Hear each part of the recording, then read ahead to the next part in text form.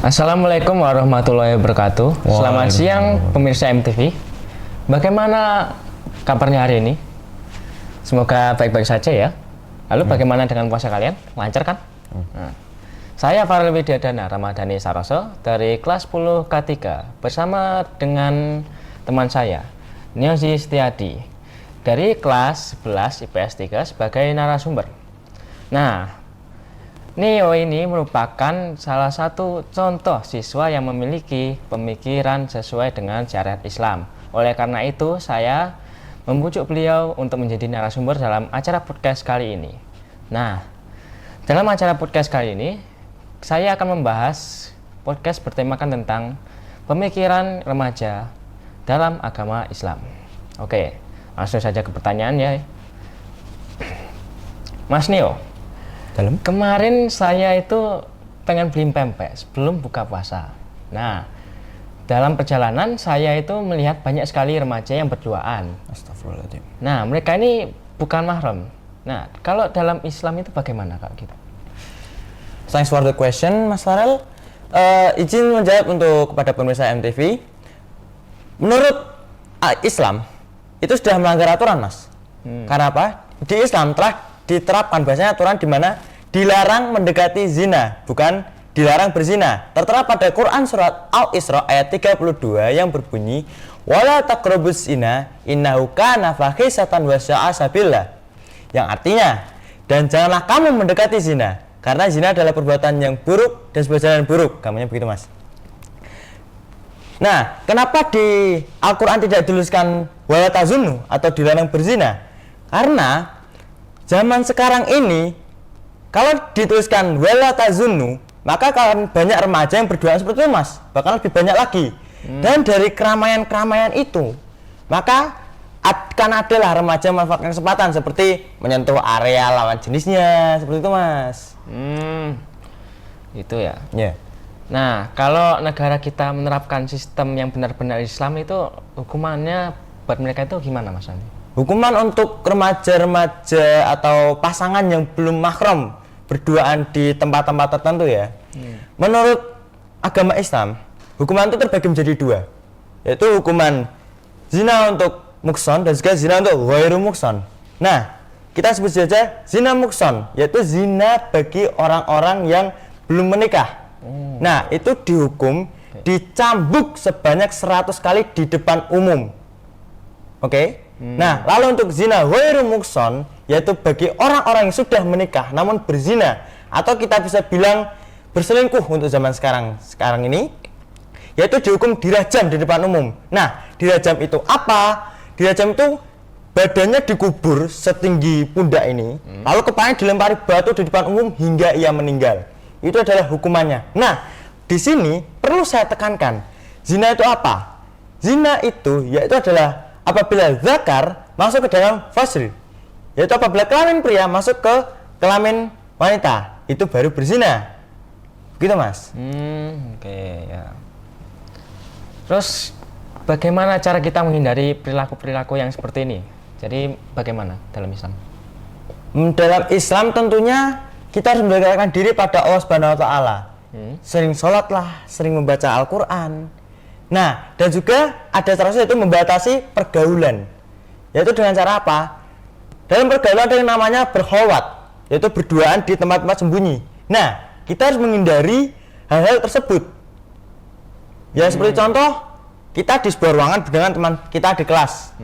Anggap saja saya dengan teman saya bernama Cynthia. Nah, Cynthia sudah di kelas duluan. Nah, jadi saya secara tidak langsung saya harus keluar dari kelas itu supaya tidak terjadi hal yang tidak diinginkan. Seperti itu, Mas, contohnya. Kalau cara lain ada nggak, Mas itu? Cara lain mungkin ya seumpama kita diajak pergi dengan orang lain. Seperti contoh si Cynthia itu ngajak saya, Neo, ayo keluar ke alun-alun, kita jajan bareng. Seumpama ini di luar bulan puasa ya kita bicarakan, kita jajan bareng gitu. Nah, kita sebagai orang yang berpegang pada agama harus mengingatkan dia bahwasanya berduaan di tempat sepi mengakibatkan munculnya rasa ingin berzina. Nah, maka dari itu kita harus mengingatkan kepada dia, kamu ajak satu orang lagi dong, Kalau enggak, aku mau ngajak temanku boleh enggak? Seperti itu mas. Oke. Berarti ya kita tetap nggak boleh berduaan ya mas? Iya, intinya begitu mas. Nah, oke. Tapi kalau sama sepupu itu gimana? Sepupu, kita tarik dari garis persaudaraan lah ya. Ya. Sepupu itu ada karena bibinya Anda dan juga pamannya Anda. Nah, secara bibinya Anda adalah satu darah dengan Anda atau mahram Anda, namun paman Anda tidak. Nah, dari seperti itu, kita juga tidak boleh berduaan dengan sepupu karena sepupu bukan 100% dari darah keluarga Anda. Begitu, Mas. Oh, jadi sama aja nggak boleh gitu Iya, ya? sama tidak boleh. Oke, pertanyaan selanjutnya. Nah, Mas, kemarin kan saya sholat tarawih sama teman-teman saya. Betul. Nah, setelah sholat tarawih itu, saya melihat teman-teman saya itu suka berbuat yang tidak baik. Contohnya ya berkata kasar. Terus mengambil takjil itu lebih dari 2, padahal ketentuannya 1 gitu loh. Nah, padahal secara saya lihat itu sholat mereka ini benar-benar khusyuk, benar lah aturannya. Nah, menurut Anda bagaimana itu? Di sini biar saya perjelas apa yang ingin Anda tanyakan. Ini bagaimana cara menghindari atau bagaimana hukumannya, Mas, kalau boleh tahu? Dua-duanya. Dua-duanya. Oke. Kita mulai dari bagaimana hukumannya dulu ya. Hukuman yang saya ketahui ya, di dunia ini ya mungkin haruslah ada panduan orang tua karena kita usia remaja ya kan. Jadi ya orang-orang yang mengambil takjil 2 itu harus segera dilaporkan ke pihak masjid atau orang tua biar segera ditindaklanjuti mereka karena kita sebagai teman hanya bisa mengingatkan, begitu Mas. Nah, lalu bagaimana cara mencegahnya? Yaitu kita harus sadar bahwasanya kita itu hidup berkecukupan, Mas. Banyak orang di luar sana yang lebih membutuhkan takjil itu daripada kita. Seperti contoh, di masjid itu lagi sedang tarawih. Nah, ada fakir miskin yang kebetulan sempat untuk tarawih di situ. Namun, kita malah mengambil 2. Coba bayangkan, Mas, bagaimana perasaannya fakir miskin itu? Sedih Ya. Kondisinya sudah lapar ya, berbuka saja kita tidak tahu dia berbuka dengan apa. Nah, jadi kita harus sadar dulu bahwasanya ada yang lebih butuh daripada kita gitu. Nah, terus cara yang kedua menurut saya itu ya kita sebagai teman harus saling mengingatkan gitu, Mas. Jadi ya selama teman kita mau ambil 2 gitu, kita ingatkan, itu orang lain juga butuh, kamu 1 aja gitu, Mas. Oke, pertanyaan ketiga. Tadi saya bermain game bersama teman saya. Betul. Ya, inisialnya legenda seluler lah, ya kan. Nah, dalam sebuah permainan itu, dalam sebuah pertempuran, teman saya ini terlalu menganggap permainan itu serius, sehingga dia berkata-kata kotor, pastinya. Padahal ya mau menang kalah itu biasa, meskipun ya mungkin pangkatnya turun, tapi itu kan nggak berpengaruh ke dunia kita ataupun akhirat kita. Nah, cara menghindari sikap seperti ini bagaimana sih, Mas, kalau menurut Islam? Begini, di Islam tentu saja ada cara untuk menghibur diri. Nah, tidak harus, ya emang perlu di Islam. Dari Islam kita menghibur diri, kita refreshing.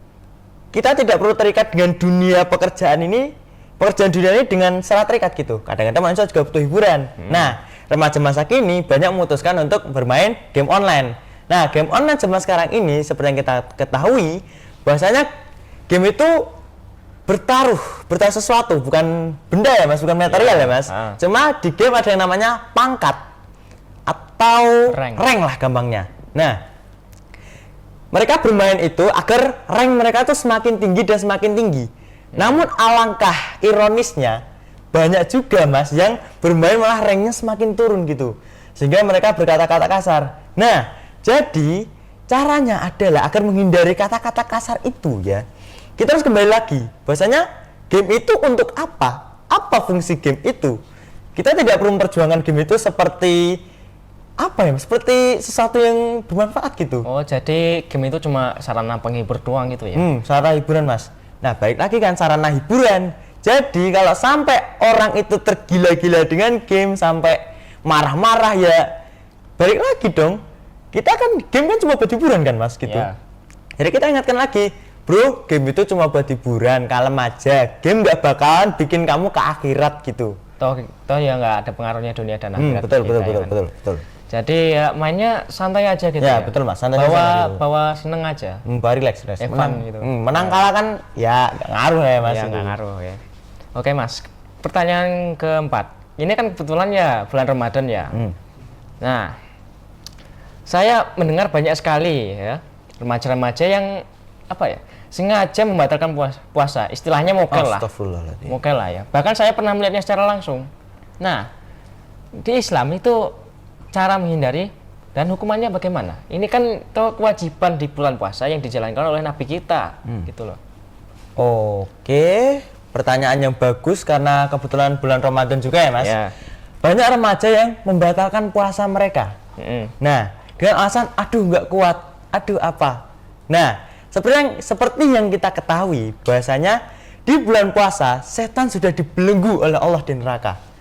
Nah, maka dari itu perbuatan jahat itu dibuat oleh mereka sendiri. Nah, jadi cara mengatasinya adalah kita sebagai teman harus juga mengawasi gitu.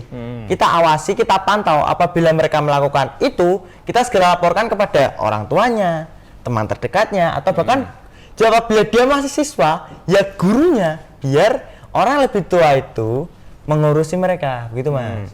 Tapi kalau nggak mempan mereka, istilahnya mereka itu ngeyel lah. Gimana itu Mas? Dalam Islam ada aturannya di mana apabila kita membatalkan puasa kita harus menukarnya di lain waktu atau kita mendapatkan dosa yang besar. Nah, jadi apabila soal hukum menghukum itu kita biarkan pada Allah Subhanahu wa taala yang menyerahkannya. Mungkin mereka dihukum di neraka jahanam dengan memotong mulutnya lalu dikembalikan lagi atau ingin dibakar lidahnya, itu hak Allah. Oke. Jadi kalian yang mokel ya hati-hati loh. Allah Maha melihat, Allah Maha mengetahui loh ya. Kalian jangan merasa kalian tidak diawasi loh, bahwa Allah itu Maha melihat, Maha mengetahui loh guys ya. Jadi kalian mungkin berhenti sekarang dan jangan lupa ganti setelah Bali Raya. Oke. Pertanyaan kelima. Pertanyaan kelima.